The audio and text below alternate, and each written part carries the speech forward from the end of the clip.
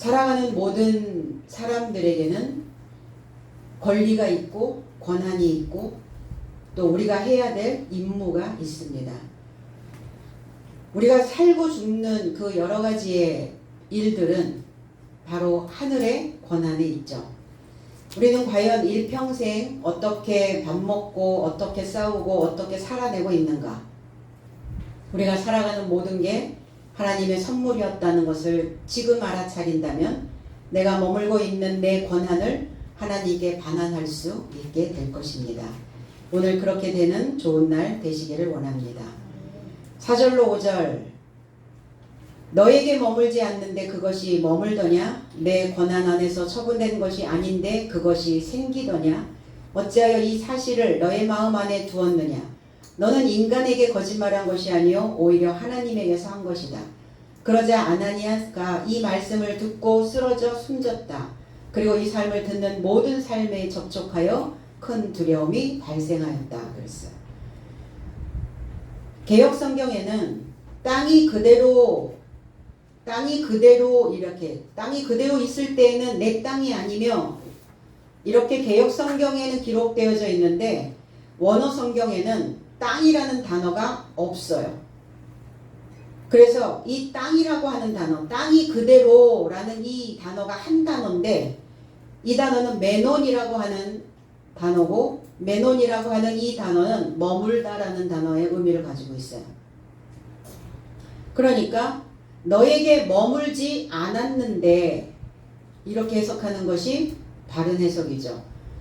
머물지 않았는데 남아있지 않았는데 너에게 머물러 있지 않아야 되는데 지금 너 안에 남아있다 이 말씀을 하고 계시는 거죠. 네 안에 아직 남아있으면 안 돼. 네 안에 머물러 있는 것이 뭐야 도대체. 네 안에 머물러 있는 것이 사단이었다 라고 말씀을 하셨죠. 근데 아직도 너는 미련이 많이 남아서 여전히 그것을 네 마음 안에 머물게 만들어놨다. 그것이 너희 생각 안에 거주하고 있다. 사람은 무엇으로 사는가 하여 봤더니 내 안에 머물러 있는 것으로 인하여 살더라고요. 내 안에 어떤 것이 머물러 있느냐? 내 안에 뭐가 남아있지? 그 남겨진 것을 가지고 인생을 살아가게 됩니다. 그럼 우리 안에 머물러 있어야 될 것이 무엇인가 과연? 하나님이시죠. 그리고 오늘 베드로와 요한 사도의 메시지인 것이죠. 우리 안에 무엇이 많이 남아있는가에 따라서 그 인생은 새로운 연장통이 될 수도 있고 오래된 낡은 연장통이 되어질 수 있어요. 저와 여러분 안에 채워져 있는 도구로 인하여 우리는 그 삶을 수단으로 가지고 방법을 가지고 살아가게 됩니다. 그럼 오늘 아나니아는 그 안에 머물러 있는 것이 오래된 연장통이었다는 겁니다. 꺼내보니 어때요? 다 녹슬고 휘어져서 쓸 수가 없는 거예요. 우리가 삶을 살아가는 데 있어서 기술이 필요하죠. 그냥 삼시세끼 밥 먹고 그리고 24시간 그냥 시간 때우고 이렇게 살아가는 것이 아니라 주어진 24시간이라고 하는 그 한 날에 과연 우리는 어떤 도구를 꺼내서 살고 있는가 중요한 이야기라는 겁니다. 그런데 다 낡았어요. 쓸 수가 없어요. 그러니까 없대요. 맥락이 없다는 겁니다. 사람들이 맥락이 없이 주저앉아 있어요. 아무 맥락이 없어. 사람들이 이렇게 얘기를 하죠. 너는 무슨 맥락을 가지고 사니? 이런 표현을 하죠. 힘이 없단 말이에요. 그러니까 써야 되는 그 도구를 제대로 쓰지 못하니까 그 상태에 다 그냥 머물러 있는 거예요. 무엇인가 내 안에 거주하고 있는 거주민들이 있는데 거주민들을 보니까 다 오래된 자들이에요. 다 꼬부라져 있어요. 힘을 쓰지 못해요. 발휘하지 못합니다. 영향력 없죠. 그러한 자들은 그리스도인이 아니라는 겁니다. 그럼 그리스도인들은 무엇을 해야 되느냐? 영향력을 줄 수 있어야 되는 자들이죠. 오늘 아나니아가 가지고 있는 사단이 머물러 있지 않기를 주의 이름으로 축원드립니다. 요한복음 12장 46절에 나는 빛으로 세상에 왔나니 무릇 나를 믿는 자로 어둠에 거하지 않게 하려 함이로다. 이걸 재해석을 하면 나는 빛으로 세상에 이루고자 온 것이다. 나에게 이루고자 믿는 자는 모두가 어둠 안에 머무르지 않게 하려 함이다 그랬어요. 주님은 무엇으로 오셨는가? 빛으로 오셨대요. 그럼 빛이 무엇이냐? 하나님을 아는 지식이 빛입니다. 뭔가 머릿속에서 번쩍거리는 아이디어, 머릿속에서 샘솟아 올라오는 지혜, 그 지혜는 지식을 바탕으로 하여 지혜가 올라오죠. 하나님의 지혜, 하나님의 지식, 그것이 빛입니다. 그런데 말씀을 듣고 깨달음이 있어야 그게 내 머리 안에 빛으로 들어갈 수 있어요. 듣기는 듣는데 깨닫지 못해. 왜 깨닫지 못하는가? 왜 말씀이 이해되지 않는가? 해석해주지 않으니까. 이거를 이해할 수 있도록 말씀을 풀어주지 않으니까 듣기는 듣는데 그 말씀이 빛이 되지 않는 거예요. 그러니까 어두움인 무지에 머물러 있게 되는 겁니다. 사람들이. 그럼 주님은 왜 오셨는가? 그 무지에 머물러 있는 자들의 머리를 깨우려고 빛으로 오셨다 그랬어요. 그럼 하나님을 아는 지식이 들어가 줘야, 그리고 누군가 이 말씀에 대하여 이해할 수 있도록 해석해 줘야, 그래야 빛이 되어 들어갈 수 있지 않겠습니까? 그래야 잠자고 있는 우리의 어두운 머리들이 깨어날 수 있다는 거예요. 그리고 나를 믿는 자는, 나를 믿는 자가 아니라 나에게 이루고자 믿는 자, 이루고자 믿어야 된다는 거예요. 그냥 믿는 게 아니에요. 누군가의 들려지는 소리에 의하여, 들려지는 풍문에 의하여, 소식에 의하여 그냥 믿는 것이 아니라 이루고자, 그리스도에 이루고자, 하나님에게 이루고자, 사도에게 이루고자, 이 말씀에 이루고자. 그럼 이루고자 믿는다는 것은 무엇이냐? 되어진다는 거예요. 그리스도화 되어지고 하나님화 되어지고 사도화 되어지는 겁니다. 그래서 이루고자 믿는 삶에게는 하나님의 자녀가 될 권세를, 그 권한을 주셨다고 말씀합니다. 권한이 뭐냐? 사람이나 기관이 보유하여 뭔가를 행사할 수 있는 권리나 권력의 범위를 권한이라고 말합니다. 그러면 하나님의 권한은 무엇이냐? 살리기도 하시고 죽이기도 하시는 것이죠. 생사화복을 주관하고 계시는 그 권한은 하나님께 있다는 겁니다. 그럼 우리는 아무 권한이 없냐? 하나님을 믿는 백성들은 권한이 없냐? 권한이 있죠. 그럼 이 권한이 행사하게 하려면, 이 권한을 행사할 수 있으려면, 이 권한을 쓸 수 있으려면 하나님화 되어져야 된다는 거예요. 하나님과 함께, 하나님과 하나 되어질 수 있어야 된다는 거예요. 하나님 안에 머물러 있는 자들에게만 부여되는 것이 하나님의 권한이라는 겁니다. 그래서 하나님에게 이루고자 믿는 자, 그래서 하나님을 영접하는 자, 하나님을 그냥 받아들이는 게 아니에요. 아, 그런 하나님이 있었대. 6,000년 전에 계셨고 2,000년 전에 계셨대. 이런 역사적인 어떤 사실에 의하여 그것을 그냥 받아들이는 것이 아니라, 우리는 지금 하나님을 믿는 신앙인들인데 이 신앙인들은 그것을 쟁취해야 된다는 거예요. 영접이라고 하는 이 단어가 람바노라고 하는 단어인데, 이 단어는 쟁취라는 단어를 만들어냅니다. 그러면 그리스도를 믿는 하나님의 자녀가 되는 이 권한을 부여받으려면 영접해야 되는데, 영접은 그냥 가만히 있으면 저절로 받아들여지는 것이 아니라 싸워서 얻어야 된다는 거예요. 그래서 싸움터에 오셨죠. 영적인 전쟁터에, 그 베틀레헴이라고 하는 빵집에, 그 전쟁터에 오셨다는 겁니다.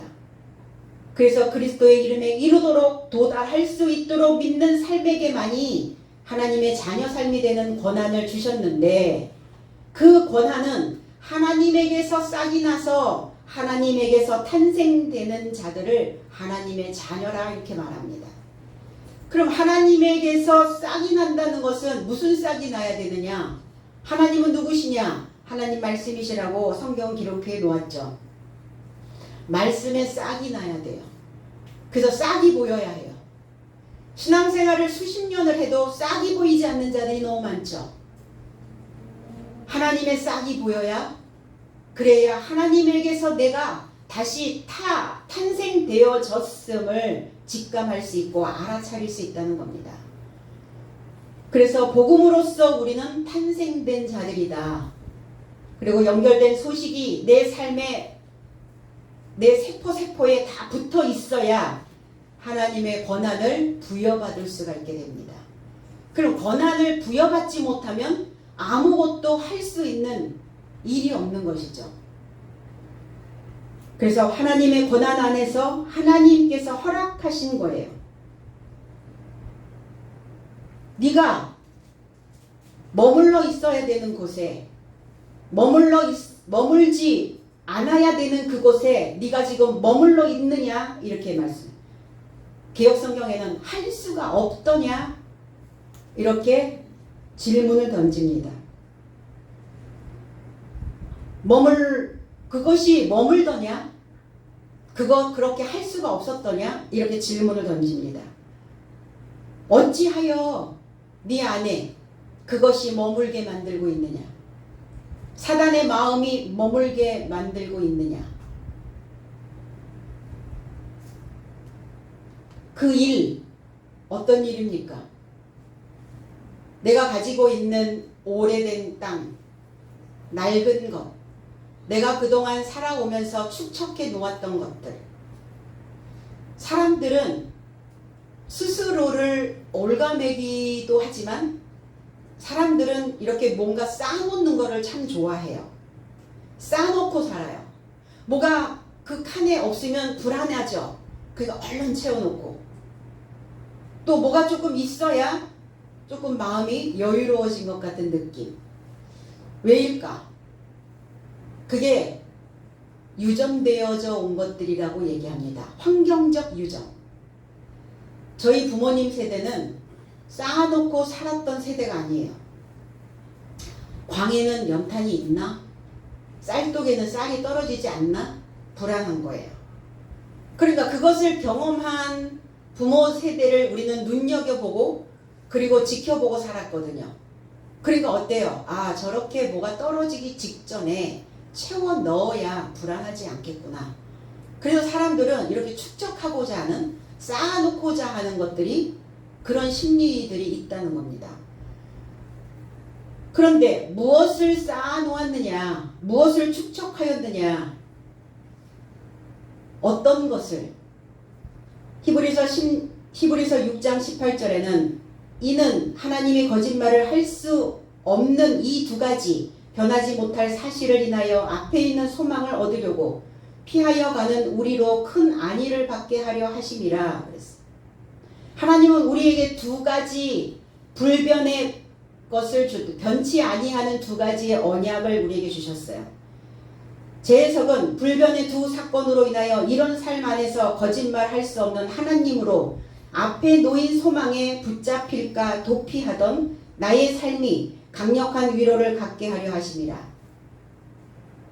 하나님이 우리에게 두 가지의 언약을 주셨는데, 하나의 언약은 그리스도를 통하여 십자가에 못 박히는 그 사건, 하나님과 피로써 우리와 혈맹 관계가 맺어졌다라는 그 언약.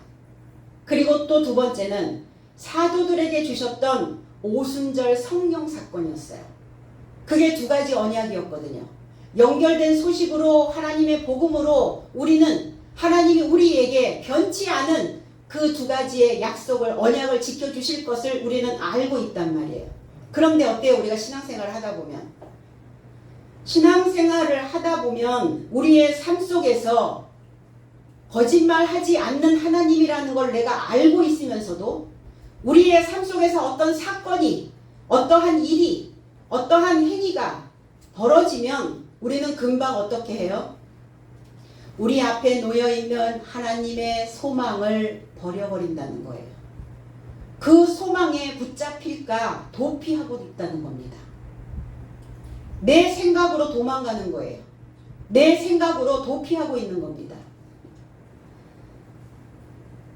그러니까 하나님이 거짓말하지 아니하시는 분이시라는 것을 성경에 나와 있는 그 인물들을 통해서, 사건을 통해서, 일을 통해서 다 지금 펼쳐주고 계시는데, 삶에 어떠한 일이 생겼을 때 그것을 어떻게 해결하며 가는지에 대한 문제 해결책이 이 성경 안에 들어있음에도 불구하고 우리는 자꾸 하나님의 소망으로부터 도피하고 있다는 겁니다. 그러나 하나님은 우리의 삶에 강력한 위로를 갖게 하시려고 십자가 사건을 주셨고, 그리고 50번째 성령을 하나님이 선물로 우리에게 허락해 주셨다는 겁니다. 그러니까 그거는 내가 그냥 자연스럽게 얻어지는 것이 아니라, 교회를 다니기만 하면, 교회에 발만 디뎌 놓으면 오순절이 내 안에 들어오고 하나님의 십자가 사건을 통해서 나를 구원하시는 그 역사가 내 삶에 자동적으로 올라오는 것이 아니라 내가 그것을 싸워서 쟁취해야 된다는 겁니다. 그러니까 그 믿음이 힘드니까 도피하는 거예요. 도망다니고 있는 겁니다. 싸우기 싫으니까. 싸우지 않으면 얻을 수 있는 건 아무것도 없어요. 공부를 하는 학생들도 그 공부와 씨름한다 이렇게 얘기하죠. 그 문제와 씨름해야 되고, 하나님을 믿는 것도 하나님과 씨름해야 하나님을 내가 만날 수 있고 하나님이 내 안에 머물러 있을 수 있다는 겁니다. 믿음의 선진들은 그 믿음을 지켜내기 위해서 어떠한 시련을 겪었는가, 우리는 말씀 66권을 통해서 다 보고 가고 있어요. 아, 이러한 일이 발생이 되면 나는 어떻게 해야 되는지에 대한 방법론까지 다 들어가 있어요. 그러니까 도망갈 필요가 없다는 겁니다. 그래서 나의 삶 앞에 놓인 소망에 붙잡히지 않으려고 십자가를 거부하고 하나님의 영광을 거부하는 그러한 삶이었다는 겁니다. 그러나 하나님의 계획은 어떤 계획이냐? 우리에게 강력한 위로를 주고자 하시는, 그 소망을 다시 붙잡기를 원하시는 강력한 위로로 우리를 만들어 놓기를 원하시고 계신다는 겁니다. 복음의 상속자, 저와 여러분들은 상속자입니다. 그 아들을 상속자라 말씀하셨는데, 하나님이 우리에게 상속해 주시는 것이 무엇이냐? 복음입니다. 복음. 그 값진 것, 들려오는 소식, 그 소리, 그 소리는 언어를 가지고 들어오죠. 싼티나는 언어가 아니라 값이 나가는 언어, 그리고 그 언어가 계속 내 속에 연결되어져서 상속으로 들어온다는 거예요. 부족하지 않겠죠. 바닥나지 않겠죠. 결코 가난하게 거렁뱅이로 살지 않겠죠. 사람은 왜 가난해지는가? 왜 궁핍해지는가? 내 안에 들어오는 게 없어서 궁핍해지는 거예요. 내 마음이 궁핍해지면 바깥에 있는 환경도 다 궁핍해져 버리는 거죠. 그리고 우리의 속을 궁핍하지 않도록, 결핍되지 않도록, 굶주리지 않도록, 거렁뱅이가 되지 않도록 채울 수 있는 것은 무엇이냐? 소리입니다. 언어입니다. 말입니다. 말씀이 소리로, 복음으로, 소식으로 우리 안에 줄지어서 연결되어져서 들어오면 그 상속받은 것을 가지고 우리는 이 세상을 후하게, 넉넉하게 살게 되어질 수 있다는 겁니다. 오늘 아나니아는 하나님의 성령을, 그리고 하나님의 십자가의 그 무거운 임무를, 그 권한을 버리고자 한 자입니다. 무거우니까 버렸겠죠. 벗어버리려고. 그리고 하나님의 오순절 성령이, 50번째 성령이 그 임팩트한, 그리고 강한 영향력이 있는 그 삶을, 그 신앙을 내가 유지하고 가야 되니까 버거웠겠죠. 그러니까 어때요? 하나님께 시침이 떼고 있는 겁니다. 내가 언제 나에게 권한을 주시라 하셨는가? 나에게 그 권리를 주라 하셨는가? 나는 그냥 가볍게, 새털같이 가볍게 신앙생활 하고 싶은데 왜 이렇게 나는 이렇게 무거움을 가지고, 그리고 쟁취하며 신앙을 유지하고 지키며 가야 되는가? 하나님을 향하여 시침이 떼고 있는 겁니다. 받은 거, 받아 먹은 거, 은혜 받았던 거, 은총을 베푸셨던 거, 그 감사 온데간데 없이 시침이 뚝 떼고 있는 거죠. 이 시침이라고 하는 말의 유래를 보니까 그 고려시대 때 귀족들이 즐겨하던 고급 스포츠였어요. 그 고급 스포츠가 있는데 그 고급 스포츠가 뭐냐면 지금은 뭐 보편화되기는 했지만 예전에는 골프를 치는 인구들이 그렇게 많지는 않았죠. 그런 것처럼 이 귀족들만 즐기는 스포츠가 있었는데 매사냥이었어요. 매사냥. 그런데 이 매를 야생매를 잡아다가 사냥매로 금방 만들 수는 없잖아요. 그러니까 이 매를 아주 어린 새끼서부터 사가지고 계속 훈련하는 거예요. 그러니까 훈련을 하는데 돈도 들어갈 뿐 아니라 매를 구입하는 그 구입비도 이루 말할 수 없이 비싼 거예요. 그러니까 이 사냥용 매가 될 수 있도록 굉장히 비싼 돈을 들여서 훈련을 다 시키고 나니까 이제 이 매를 어떻게 해야 될지 모르겠는 거예요. 그래서 이 주인이 이 매에다가 하얀 깃털을 매달아 놓습니다. 하얀 깃털. 그리고 그 깃털에다가 이름을 써놔요. 주인의 이름을. 그거를 시침이라고 얘기를 하는 거예요. 그 이름표를 시침이라고 이야기합니다. 그런데 워낙 비싸니까 도둑이 이 매를 훔쳐가는 거예요. 그리고 훔쳐가고 이 시치미를 떼죠. 시치미를 떼어버려요. 그리고 자기 매인 양, 그렇게 자기 거인 양, 그렇게 행동을 하게 된다는 겁니다. 그래서 이제 시치미를 떼다 라는 그 의미가 바로 이 여기에서 유래가 되었다 라고 하더라고요. 우리는 신앙 안에 발을 들여놓는 순간 나의 주인은 누구? 하나님. 그래서 하나님은 나에게 뭘 달아놓으셨다? 이름표를 달아놓으셨어요. 나는 누구 거? 나의 삶은 하나님 거. 나의 삶은 나의 것이 아니라 내 삶이 하나님 안에 들어가 있다면 하나님의 권한에 있다는 겁니다. 그런데 어떻게 해요? 이게 신앙생활을 좀 하다 보니까 좀 버거워지니까 이게 시치미를 떼버리는 거죠. 하나님이 달아준 이름표를 뚝 떼고 시침이 뚝 떼고 있는 거죠. 내가 언제 그렇게 하겠다고 했느냐? 내가 언제 그렇게 신앙생활을 무겁게 하겠다고 말씀한 적 있냐? 왜 나에게 이런 사명을 주셔가지고 나를 힘들게 하시냐? 좀 가까운데 이렇게 엎어지면 코다할 만한 이런 교회 그냥 다니게 하시면 좋을걸. 이렇게 몇십 리를 와서 교회를 꼭 다녀야만 하는가? 시침이 뚝 떼고 싶죠? 그러면 도둑이라는 거예요.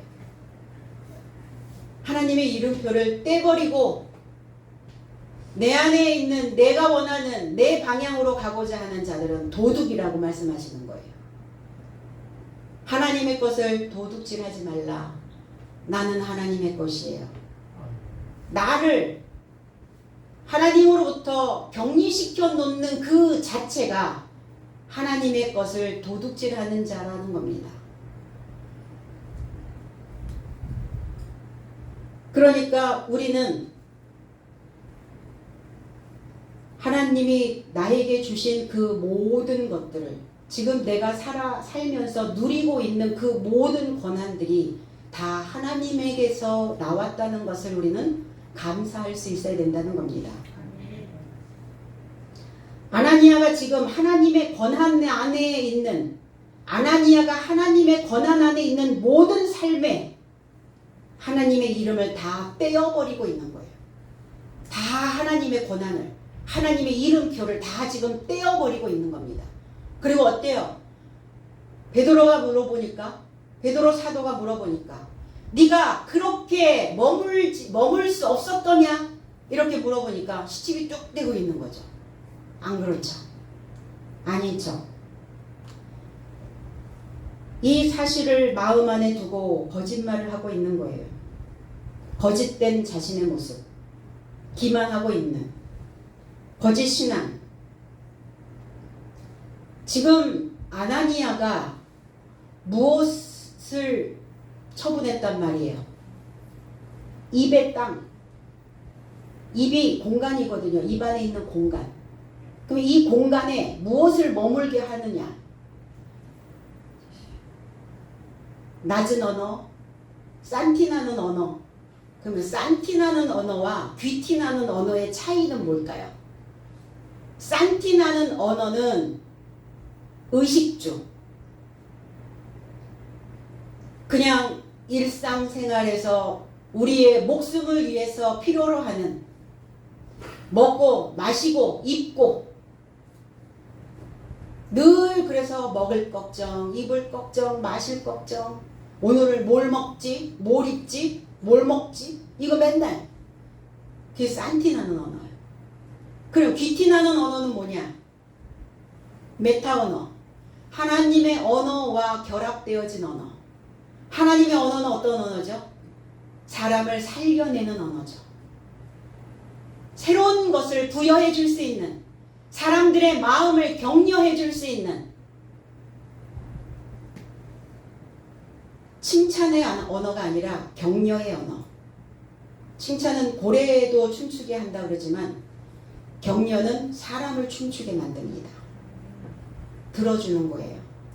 마음을 이렇게 당겨주는 겁니다. 네 마음이 그랬어. 그래서 그 사람의 마음에 무엇이 있길래 그 사람이 위로받지 못하고 격려받지 못하는가? 그러면 저와 여러분들 같은 사람들을 만나면 이 귀티나는 언어로 그 사람들의 마음을 들어주는 거예요. 붙어있는 마음, 바닥에 붙어서 바닥에서 일어나지 못하는 그 인생들을. 이게 귀티나는 언어, 살려내는 언어, 사람을 일으켜 세울 수 있는 언어. 그게 귀티나는 언어죠. 우리는 지금 뭘 하고 있어요? 말 배우고 있잖아요. 말. 무엇을 통해서? 66권의 말씀을 통해서. 우리가 지금 하고 있는 그 학습이 말을 배우고 있는 거예요. 언어를 배우는 거예요. 왜? 사람들은 자기들이 오래된 언어를 가지고 평생을 살 수 있을 거라고 생각을 해요. 그런데 태어나면서 부모로부터 받았던 그 언어를 가지고는, 그 자국어를 가지고는 평생 먹고 살 수가 없어요. 그러니까 우리는 이 시점이 되면, 이제 중년이 되면 다시 언어를 다시 배워서 새로운 언어를 가지고 먹고 사는 거예요. 그럼 어디서 가르쳐요? 새로운 언어를. 말할 줄 아는데요. 그러니까 말할 줄은 아는데 말에 어떤 의미를 담아서 줘야 되는지를 모르잖아요, 사람들이. 그 교회에서 해야 되는 일인 거죠. 그래서 입에 땅을 다 처분해라. 그리고 네 언어는 지금 산티나는 언어였어. 그냥 그거 다 팔아. 그 싼 것 내가 고가로 사줄게. 그리고 네 마음, 네 언어, 네 입에 있는 그 땅 나한테 다 팔면 나는 그 입에 있는 그 땅에 귀티나는 언어로 다시 심겨 줄 것이다. 근데 우리는 어때요? 아나니아는 어때요? 아나니아가 되어진 저와 여러분들의 입안에 그 땅은 지금 어떤 상황입니까? 우리는 이렇게 말하죠. 입에 담지 말아야 되는, 입에 담지 못할, 그러니까 입에 담지 못할 말을 하여 사람들이 악플에 시달리다가 사람들이 자살을 합니다. 입에 담지 말아야 되는 것들이죠. 그러니까 그리스도인들은 더더욱 입에 담지 말아야 되는 것이 있고 입에 담아야 하는 것이 있어요. 입에 담지 말아야 되는 것은 뭡니까? 죽이는 일이에요. 사망에 이르게 하는 그 말은 입에 담아두면 안 돼요. 여전히 담아두고 나를 사망에 이르게 하지 않습니까? 나를 죽인다는 거예요. 바깥에서 들려왔죠. 나를 죽이는 언어들이 들어왔어요. 그런데 그것을 내 입의 땅에 심어버린단 말이에요, 사람들이. 그거 버려야 되거든요. 뱉어내야 되거든요. 근데 뱉어내지 못하면 그게 내 입안의 땅에서 자라서 입에 담지 못할 말을 하는 거예요. 나한테, 내 스스로에게. 바깥에 있는 사람들은 나한테 입에 담지 못할 말을 할 수도 있어요. 그러나 나는 나에게 입에 담을 만한 말을 해주면 돼요. 그게 해독이죠. 그런데 내가 그 사람들의 담지 못할 말을 받아서 거기에다가 1+1을 하네요. 더 독하게 담지 못할 말을 하고 있는 거예요. 그러면 그 입의 땅을 다 처분해서 팔아야 되는데 아직도 네가 입에 담지 못할 그 말을 가지고 거기에 머물러 있더냐. 너는 사람을 속인 것이 아니다. 사람에게 거짓말한 것이 아니다. 푸시도 마이. 하나님에게 거짓말한 것이다. 그래 어때요? 종교적 사기꾼, 거짓 그리스도인, 거짓 증언, 거짓 증인, 위장한 자들. 뭘로 위장해요? 그리스도인이라고 하는 것으로 위장하는데 그 속은 어때요? 거짓말장이에요. 여전히 입에 땅의 것을 다 처분하지 못하고 있으면서 다 처분한 것처럼 시침이 뚝 떼고 앉아서 하나님의 권한 밖으로 밀려나 버려 있다는 거예요. 요한일서 5장 10절에 하나님의 아들을 믿는 자는 자기 안에 증거가 있고 하나님을 믿지 않는 자는 하나님을 거짓말하는 자로 만드나니 이는 하나님께서 그 아들에 대하여 증언하신 증거를 믿지 아니하였습니다. 제 해석은 하나님의 아들에 이르고자 믿는 자는 자신 안에 증명을 가졌고 하나님으로 믿지 않는 자는 그를 거짓말쟁이로 만든 것이니 이는 하나님께서 그의 아들에 관하여 증거하신 증명에 이르고자 믿지 않은 것이다. 이건 뭐냐? 하나님을 내가 믿고 있다면 나는 반드시 증명할 수 있어야 된다는 거예요. 하나님 믿고 있습니다. 하나님의 상속자입니다. 하나님의 권한 안에 있습니다.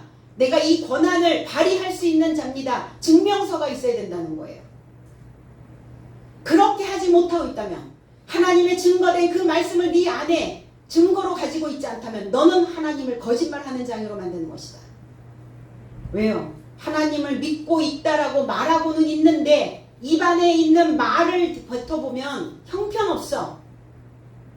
입의 땅에서 나온 것이 나오기 시작하면 싼티나. 어떤 사람들은 뭐 싼티나는 것을 좋아한다고 하기는 합디다. 그래서 뭐 싼티나는 것도 조금 이렇게 섞어서 살아야 뭐 인간미가 있다면서. 그건 세상 밖에 있는 사람들. 하나님의 자녀들은 그러면 안 되는 거죠. 다른 사람은 다 그래도 하나님을 믿는 하나님의 자녀들은 하나님의 증명을 가졌고 하나님으로 믿지 않는 자는 무엇을? 이 말씀을, 증명된 말씀을 하나님으로 믿고 있지 않는다면 내 안에 지금 들어가고 있는 이 말씀이 내 안에 증명되어지고 이 증명된 말씀을 하나님으로 믿지 않고 있다면 그렇다면 하나님을 거짓말하는 자로 만드는 것이다. 하나님을 믿는 자들이 거짓말쟁이야. 근데 저는 기본적으로 하나님을 믿는 자들은 그 마음에 이타심이 있다고 봐요. 그리고 배려하고자 하는 마음도 있기 때문에 우리는 하나님을 믿기로 결정한 겁니다. 그런데 내 주관적인 것에서 돕는 것이 아니라 그 사람의 편에 서서 도울 수 있어야 되는 거죠. 근데 우리는 어때요? 내 입장에서 내가 아이들을 생각한답시고 내가 원하는 틀 안에 넣어놓기를 원하죠.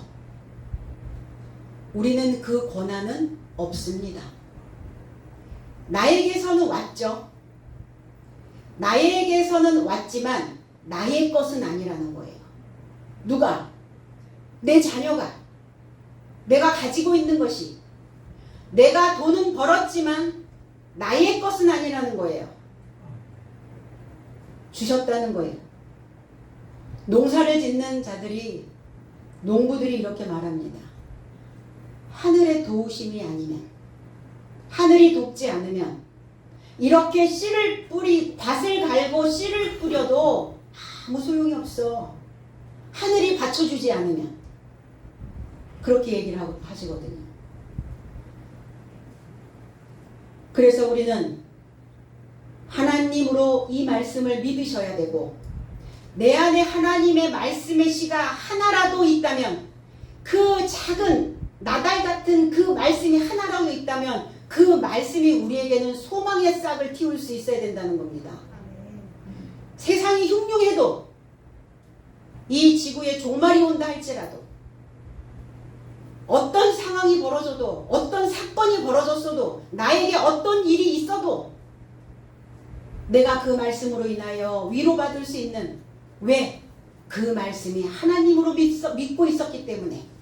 그 말씀이 결코 나를 이생망하지 않도록. 이생망이 뭐냐면 이번 생에는 망했어. 그걸 이생망이라고 하더라고요. 그렇게 되지 않게 해 주실 것을 하나님으로 믿었다면, 그리고 그 증거를 내가 증명해낼 수만 있다면 우리는 참된 삶에 속할 수 있게 되고, 내 자신의, 저와 여러분들의 삶을 보고 하나님이 참이다라고 인정받을 수 있다라는 겁니다. 그래서 믿는다는 것이 뭐냐? 믿는다는 것은 그리스도를 증명해야 되는 거예요. 삶의 사건이 있을 때 우리는 믿음이 있다라는 것을 어떻게 증명할 것인가?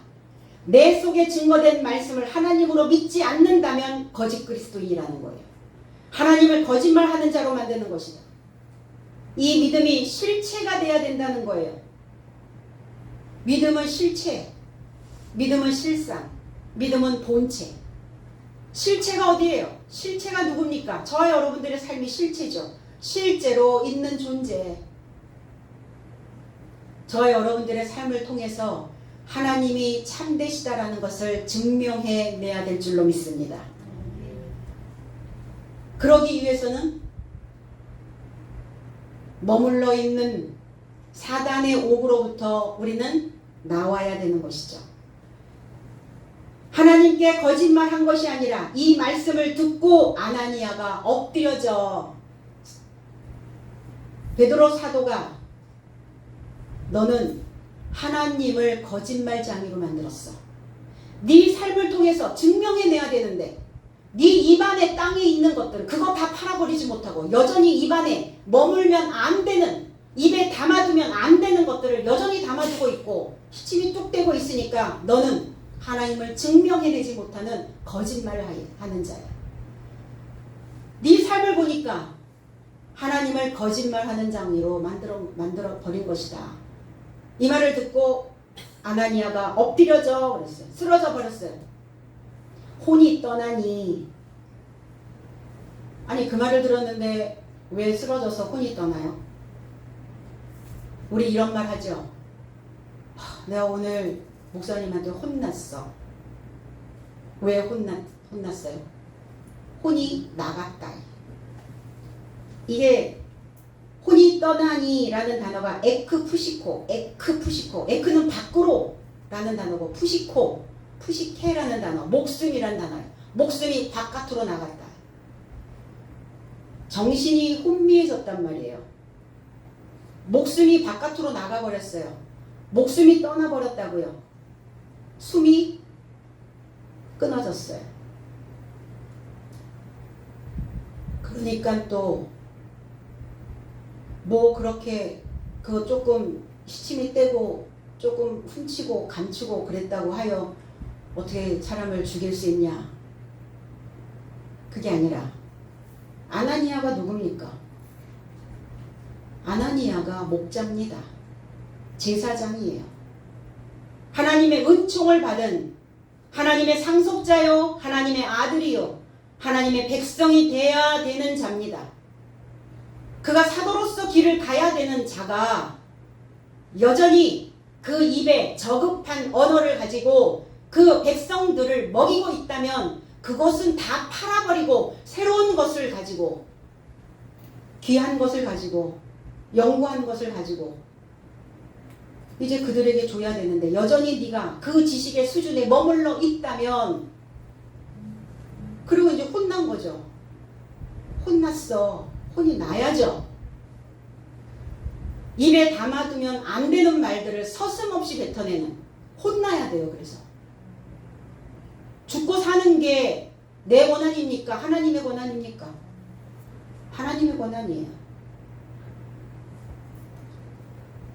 그러니까 하나님의 권한에 도전하지 마세요. 죽는다 소리도 함부로 하지 마시고요. 그래서 오죽하면 사람들이 죽겠다. 우리는 뭐 해도 죽겠다. 뭐 좋아도 죽겠다. 싫어도 죽겠다. 막 기뻐 죽겠다. 막 맛있어서 죽겠다. 얼마나 죽겠다는 소리를 많이 해요. 그 어차피 죽어요. 시간이 지나면. 그래서 죽겠다 하지 말고 살겠다 하라고 누군가 그래서 살겠다 뭐.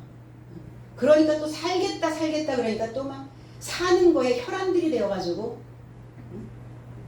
죽을 똥 살 똥 사는 거예요. 죽을 똥 살 똥. 여유 없이. 그리스도인들은 한 단어를 뱉어내도 사람들을 독돋아 줄 수 있는 그 말들을 해내야 됩니다. 그래서 혼이 났다고요. 지금 혼났다고 아나니아가. 혼이 나갔다고요. 응? 나가야죠. 그 혼은 나가야죠. 그 목숨은 나가야죠. 응? 그 산티나는 그 목숨에 매달려 있는 그냥 먹고 사는 거에 그냥 혈안이 되어서 돌아보지도 못하고 그냥 나 어디 둬야 그냥 좀 편안할까. 신앙생활을 안 하는 사람들도 편안하게 삽니다. 그러나 그들의 편안함과 우리의 평안은 차원이 달라요. 육신의 편안함이 그들의 심령의 평안함을 누릴 수 있겠냐고요. 겉으로 보이는 게 눈으로 보이는 게 다냐고요. 아닙니다.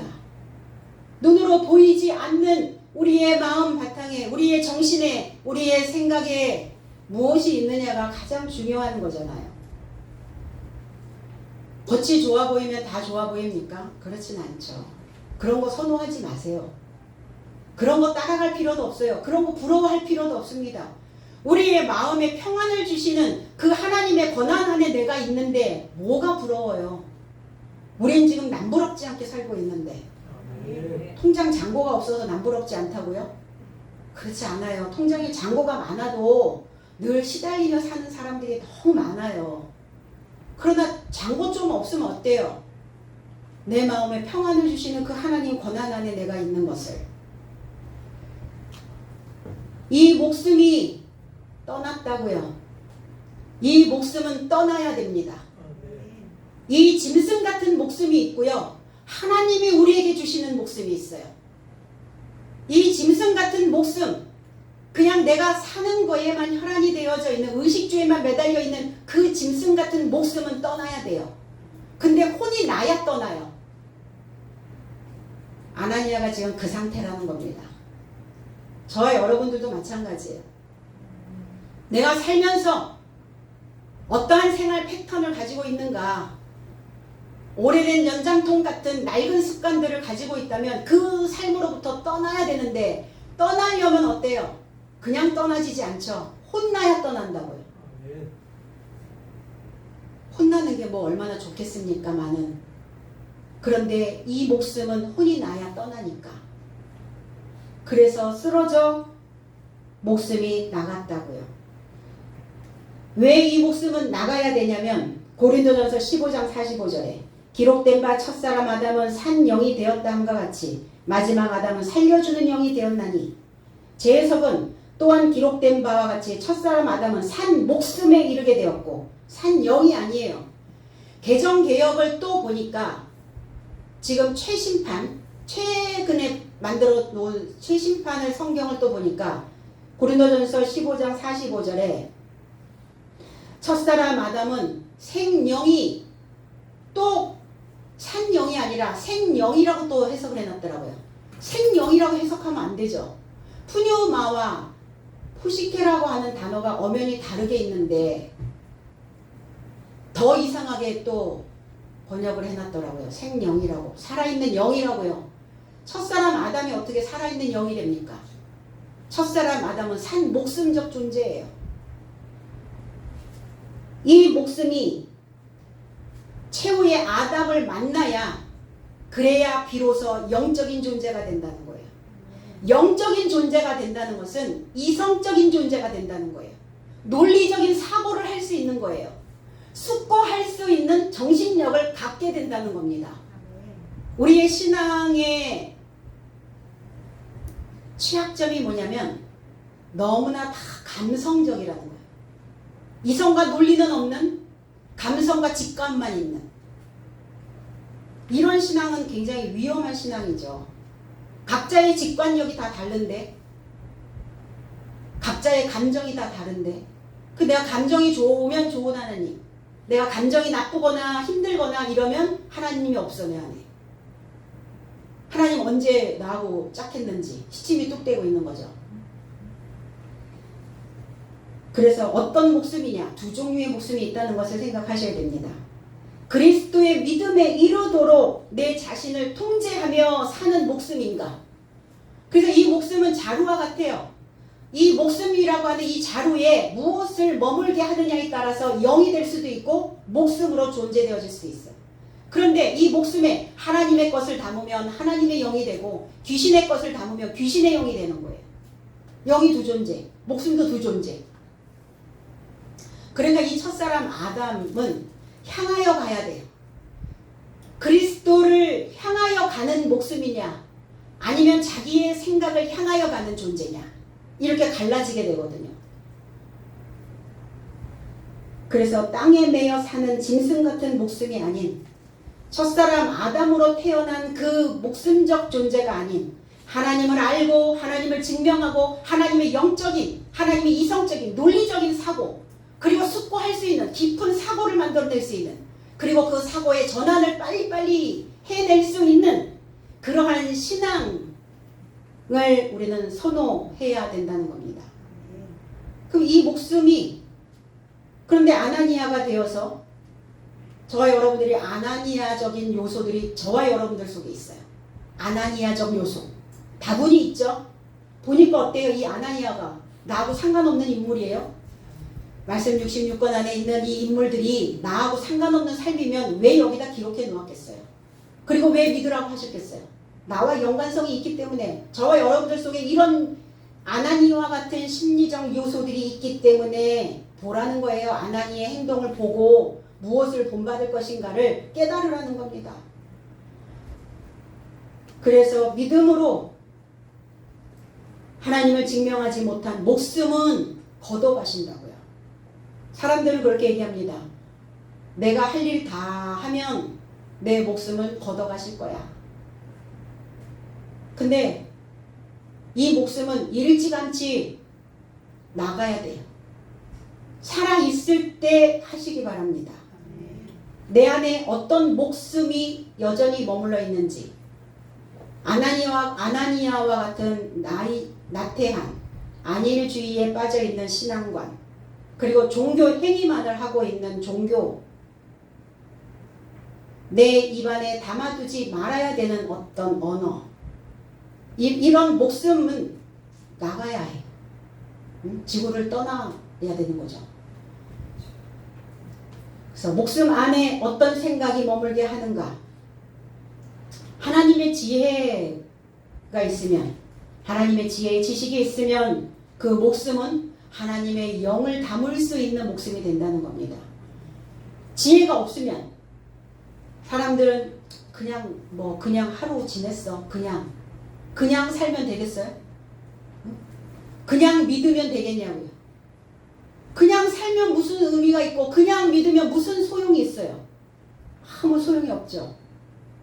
그래서 그냥 살지 않고 그냥 믿지 않으려면 신앙에는 반드시 경계가 필요합니다. 경계가 있어야 돼요. 어떤 것을 선택할 수 있어야 된다는 거예요. 근데 우리나라 사람들은 이게 모호한 걸 좋아해. 모호. 둘 중에 어떤 거 선택해. 어떤 거 드실래요? 아무거나. 얼마큼 넣어야 돼요? 그냥 알아서 넣어. 알아서. 누이 좋고 매부 좋고. 누이만 좋던지 매구만 좋던지 뽕도 따고 님도 보고.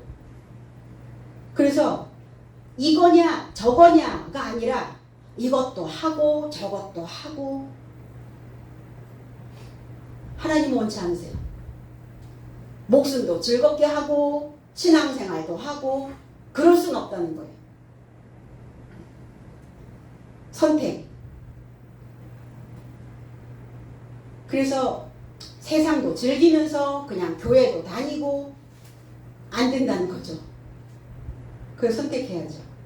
그거를 선택하지 않고 믿는 척 하고 있다면 그는 거짓말쟁이, 위선자, 사기꾼, 종교 사기꾼이라는 거예요. 우리는 사기꾼이 아니라 사익꾼. 하나님과 많은 사람들을 그 다리 역할을 해줄 수 있는, 하늘과 땅을 매칭시켜 줄 수 있는 그 사이에 다리를 놔주는 사익꾼이 되어져야죠.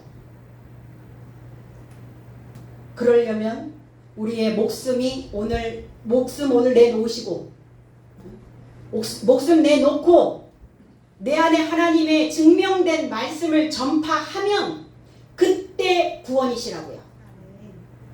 그래야 구원을 얻게 될 것이다. 무엇이? 목숨이 구원을 받는 거예요. 목숨이. 우리의 목숨적인 존재가, 짐승적인 존재가, 첫 아담적인 요소가, 그 본성적인 요소들이, 그래서 구원을 받게 되는 겁니다. 6절에 그러자 젊은 삶이 일어서서 그를 정리하여 매내어 장례하였다. 왜 갑자기 젊은 사람들이, 시신을 메고 나가려니까 좀 젊은 사람들이 필요했나요? 이 젊다라는 네오스라고 하는 단어는 재생시키다, 새로이 개종하다. 그러면 지금 사도 바울의 베드로 사도의, 요한 사도의 메시지를 들으면서 지금 그 안에서 그 백성들이 개종한 자들이 있다는 거예요. 오늘 우리의 생각이 달라졌다면 우리는 개종한 자들입니다. 우리의 생각이 달라졌다면 나는 젊은이가 되는 거예요. 그래서 뭐라 그래요? 마음은 젊어 이러잖아요. 마음에 뭐가 있길래? 새로운 것을 담을 수 있는 그 마음이 있기 때문에 젊다라고 표현을 하는 거예요. 그냥 살아. 오늘 그냥 뭐 아무거나 해. 아무거나 먹어. 그냥 살지 뭐. 이런 사람들은 젊지 않아요. 젊어질 수가 없죠. 새로운 걸 받아들일 준비가 안 되어 있기 때문에 젊은이가 아닌 거죠. 여기에 개종한 자들이, 새롭게 재생된 자들이 일어섰다. 아니스템이 부활이라고요. 부활되어졌다고요. 아나니아가 혼나는 거를 보고 그 주변에 있는 사람들이 새롭게 됐어요. 그래서 내 며느리 나무라면 뒷집 며느리가 변한다고. 내 집 며느리 혼나면 뒷집 며느리가 변화가 된대요. 그러니까 아나니아가 혼나는 걸 보니까 두렵죠. 야, 저렇게 했다가는 혼나게 생겼구나. 혼이 나가겠구나. 그래서 그들이 다 혼이 나가고 부활, 깨달아 변화되는 것, 깨달아 사고의 변환이 되어지는 것, 이걸 부활이라고 말합니다. 잘 몰랐는데 알아차린 것, 깨달아진 것. 알 속에 있을 때는, 어둠에 있을 때는 잘 몰라. 그랬다가 알이 깨고 나와서 보니까 그거야? 그거였어? 내가 지금 왜 이러는지, 내가 지금 왜 어떻게 지금 살고 있는지, 그냥 믿고 있는지, 그냥 살고 있는지, 내가 내 안에 뭐가 머물러 있는지, 입안에 있는 땅은 다 팔고 있는지, 아니면 여전히 시침이 뚝 떼고 안 팔고 있는지 보게 된 거예요, 스스로를. 이걸 부활이라고 말합니다. 육의 부활이 아니라, 죽어서의 부활이 아니라 살아있을 때 우리의 이성적, 논리적 사고가 깨어나고 깨달아지고 알아차려지는 거예요. 변화가 일어나는 겁니다. 그래서 하나님께 모든 소망을 두고 위로받기를 지금 청하고 있는 겁니다. 시신이라는 단어는 없어요. 아우토이스라고 하는 3인칭 인칭 대명사예요. 그래서 그를 그를이 누구예요? 젊은 삶이 일어서서 그를 정리하여 시신이 아니라 그를 아나니아죠. 아나니아를 싸서 정리하여 왜 시신을 쌀까요? 염하는 거 보셨죠? 다 꽁꽁 동여매죠. 왜 동여매요? 어차피 불구덩이 속으로 들어갈 건데 흐트러지지 않도록 정리하는 거예요. 당신의 인생, 이생에서의 마지막 정리. 잘 살았습니다. 잘 믿었습니다. 하나님을 증명하는 삶으로 복음 전파자로 잘 살았습니다. 그게 정리해 주는 거예요. 이 생을 정리해 주는, 그래서 묶는 거예요. 다. 그래서 매어, 싸서 흐트러지지 않도록 둘러 감다, 억누르다. 살아있을 때 싸세요. 살아있을 때 정리하십시오. 뭘 정리해야 돼요? 내 속에서 계속 개굴개굴 거리는 개구리 소리. 눈두기를 이렇게 걷고 있었는데 개구리 소리가 계속 나는 거예요. 돌멩이를 하나 집어들고 그 눈가에다가 던졌어요. 그랬더니 갑자기 조용해지는 거예요. 개구리 소리가 하나도 안 들려요. 그리고 또 조금 지나가다가 걸어가다 보니 인생길 걸어가다 보니 또 개구리 소리가 또 들리네요. 이렇게 믿어봤자, 이렇게 해봤자, 이렇게 다녀봤자, 이렇게 배워봤자 청개구리 같은 소리가 계속 개굴개굴 들리네요. 산돌 던지세요. 하나님의 말씀, 증명할 수 있는 말씀, 여러분 속이 시끄럽지 않도록 잘 동여매시고 잘 싸서 하나님의 말씀에 살아있는 돌로 나를 쫙 눌러 놓으세요. 그건 앙금이 가라앉지 않습니다. 나를 눌러 놓으셔야 돼요. 내 본성 같은 생각들이 올라올 때. 그래서 싸서 시스텔로 함께 보내는 거예요. 무엇과? 반대편에 서 있는 그 소리를 싸서 다 동여매는 거예요. 내 속이 시끄러울 때 이렇게 정리하시기 바랍니다. 믿음의 영양가가 없는 말과 행동은 이렇게 둘러 감아서 흐트러지지 않도록 나를 이렇게 눌러 놓으셔야 됩니다. 메고 나갔다고요. 메고 나가세요. 바깥에 던지세요. 에크 프레호, 에크. 완전히 던져버리세요. 다시 주워오지 마시고. 히브리서 6장 8절에 만일 가시와 엉겅퀴를 내면 버림을 당하고 저주함에 가까워 그 마지막은 불사름이 되리라.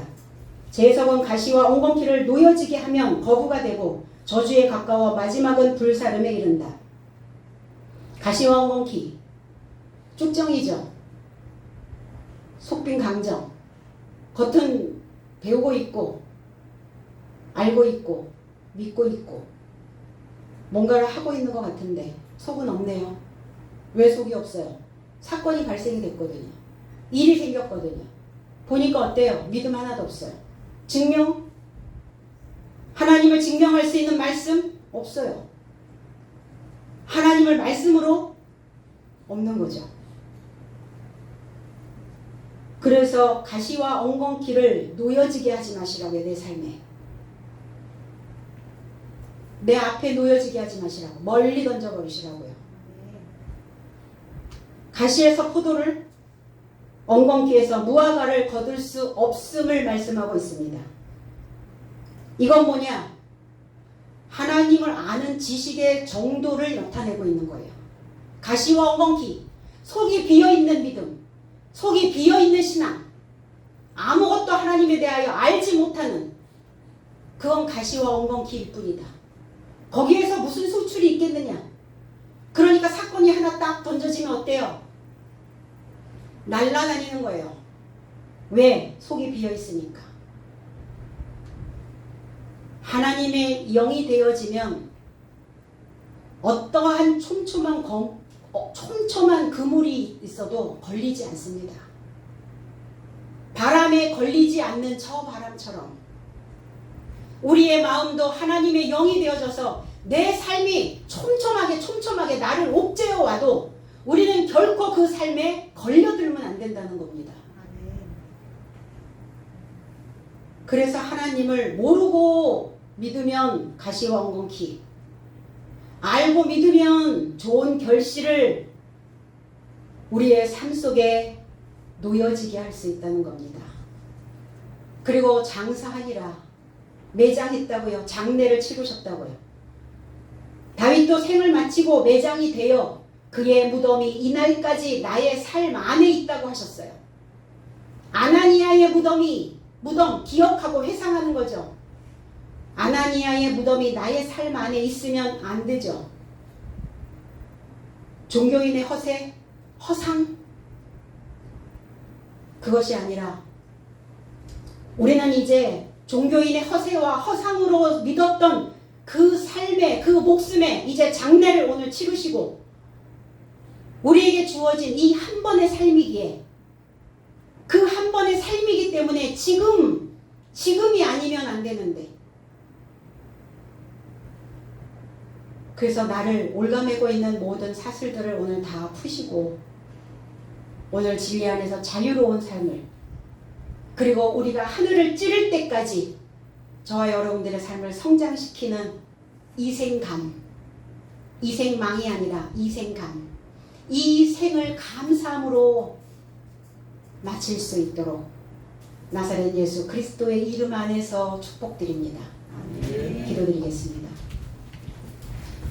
아버지 고맙습니다.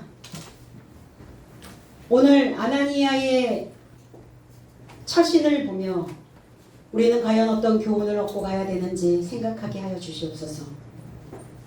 하나님의 고난 안에 있는 모든 것들을 하나님의 이름을 다 떼어버리고 자기의 고난인 것처럼 그렇게 바꾸어 살고 있었던 우리의 삶이 아니었는가.